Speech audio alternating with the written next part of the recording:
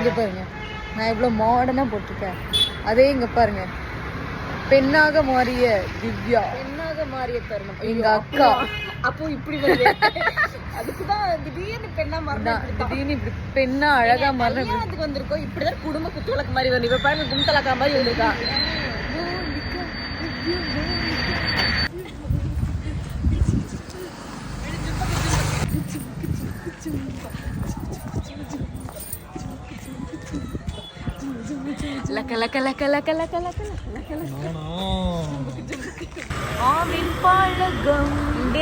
Indian tea stall.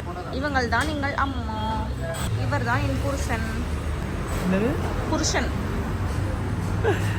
நாங்க sugar use பண்ண மாட்டோம், ஜஸ்ட் பர்டிகுலர் பிராண்ட்.